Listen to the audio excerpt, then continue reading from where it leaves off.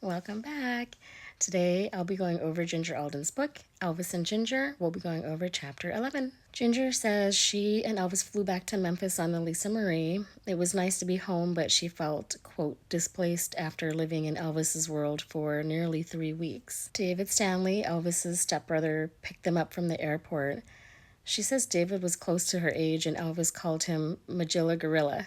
Driving through the gates of Graceland, Ginger noticed a nativity scene complete with a life-size Mary, Joseph, and baby Jesus that had been set up on the front lawn. Elvis looked at her, shrugged, and jokingly said, "Who are those people?" Inside the house, Ginger noticed a beautifully decorated Christmas tree in the dining room.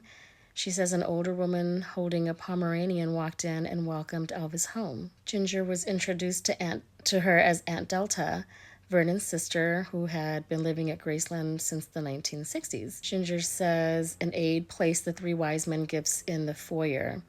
She and Elvis walked upstairs together without saying a word. Ginger says, quote, "I still felt like a visitor on the outside looking in, but it seemed that for Elvis, me being at Graceland was already the most normal thing in the world." She says now that they were back home, weariness began to catch up with her. Once they were in the bedroom, Elvis retreated to the bathroom and Ginger stood there unsure of what to do. She felt she should go home and regroup, but didn't want to leave Elvis if Elvis wanted her to stay. Plus, she knew she would miss him when she left. Elvis emerged from the bathroom in his pajamas, picked up a book, and sat on his bed, motioning to her to have a seat beside him. Ginger says she was happy to stay until he went to sleep. But sitting there, Linda Thompson's pictures caught her eyes, and she wondered if Elvis had forgotten they were there. Elvis asked about her grandfather being a minister, and she says Elvis wanted to speak to her mom about it, so she called her. She says Elvis immediately began the conversation about the Bible. He asked, "Have you ever noticed how the word history broken up means his story?" Ginger's mother had a deep spiritual faith and often read the Bible to her children, so Ginger knew she'd enjoy discussing it with Elvis. As they talked, Ginger found it fascinating to hear Elvis's personal thoughts on scripture, an area the two of them hadn't yet explored. After a few minutes, Elvis asked her mom what kind of car they drove. Ginger knew her mom was telling him about the car her parents just purchased, a Dodge Charger. Elvis said, "That's your family car?" After the phone call, Ginger says Elvis seemed to be pondering something in his head and then told her, quote, "I would like your parents to have a new car, a larger one." She said this rendered her speechless. Then Elvis said, "Would you mind giving them the Continental? I have another car I want to give you." She says in all of the excitement of Vegas, she had totally forgotten about her car, adding that she hadn't even driven it yet. She said she was fine with giving her car to her family, but she didn't even know where it was. Elvis told her it had been arranged to have someone drive her car from Vegas to Graceland, which indeed it was. Elvis wanted Ginger to drive her car to her home and had Al Strada escort her. When she got behind the wheel, she didn't realize how giant the car was, calling it a land yacht. And she was nervous about hitting anything with it by accident. Ginger says driving behind Al wasn't easy because he drove fast. She says he drove so fast she got the impression he just wanted to get this task over with. When she got home, her parents were at work, so she showed her sisters the car that Elvis was gifting to their family. Ginger says she was really tired, and although her sisters wanted details about her Vegas trip, she said it would be her only time to catch up on sleep until Elvis woke up and he might call. She woke up later when her mom knocked on the door, and they all went outside to admire the new family car. Ginger says she told her family all about her time in Vegas, except for the, quote, inexplicable parts. There's always a word in every video that I cannot pronounce. I don't know why. Anyway, she didn't tell them about the inexplicable parts like healing, like self-healing and Elvis's telekinesis. She says her family wouldn't have believed it anyway. Wouldn't that be interesting? Imagine your sister is dating like the most popular, the most famous person in the world, and she comes home and she tells you that he can move objects with his mind. Would you believe her? Ginger says her mom told her the trip helped take her mind off of Alonzo's health for a bit, and although she had a fear of flying, once her mom was on the Jetstar, she didn't think twice about it. They also told her when her parents were in their hotel room at the Hilton, a man knocked on their door holding a vase of flowers. He said they were from Elvis, so her mom thanked him and took the flowers into the room. Her mom saw the man starting to come into the room and he asked, "Is Ginger your daughter?" Her mom was startled by this and told him, "Yes."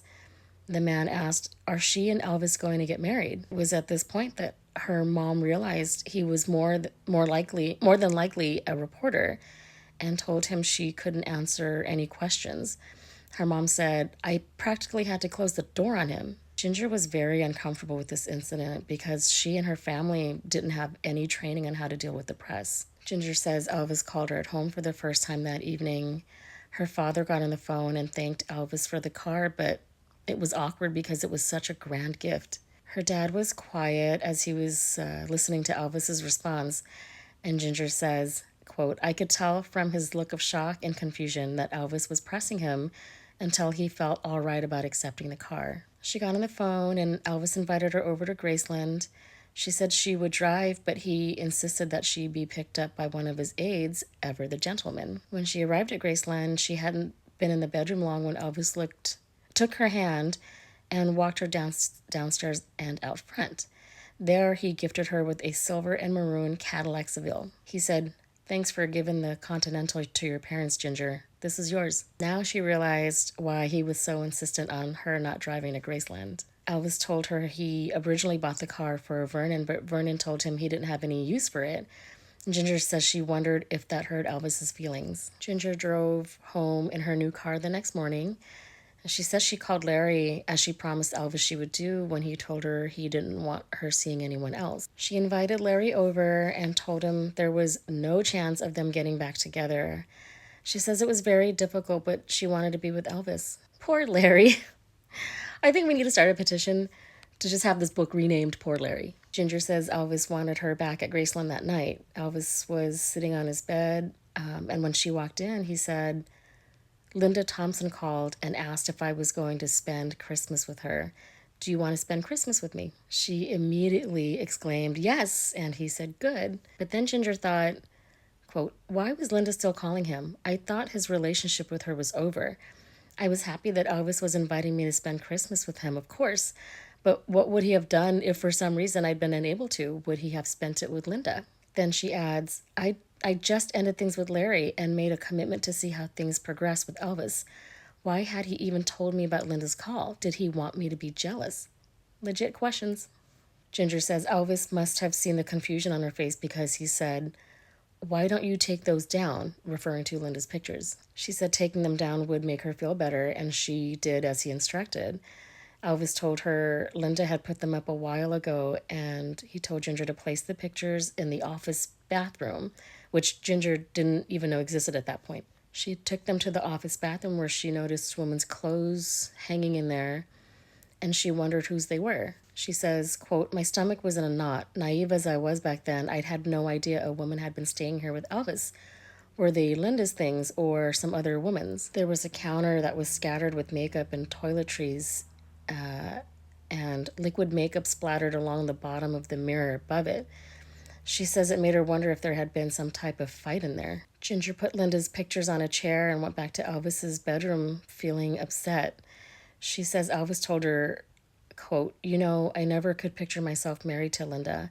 She kept asking me, but I always thought that it was the man's place to ask." He told Ginger Linda was pursuing a career and said, "Poor Linda, she's gone Hollywood." Ginger told him she thought it would be fun to visit Los Angeles one day, and he said, "You going to Hollywood would be like throwing pizza to hungry lions." She says she was confused because Hollywood had been such a big part of his career, and she wasn't sure if Elvis did not approve it.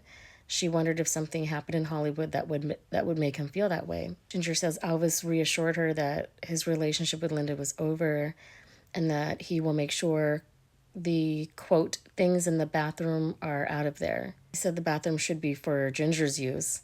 Ginger took this as a sign that Elvis had intentions of her spending more time at Graceland, and she was happy to hear it. That's it for chapter 11. Stay tuned for chapter 12, where Ginger shares what daily life was like for her at Graceland, and she also details the time Elvis called her by another woman's name. Stay tuned.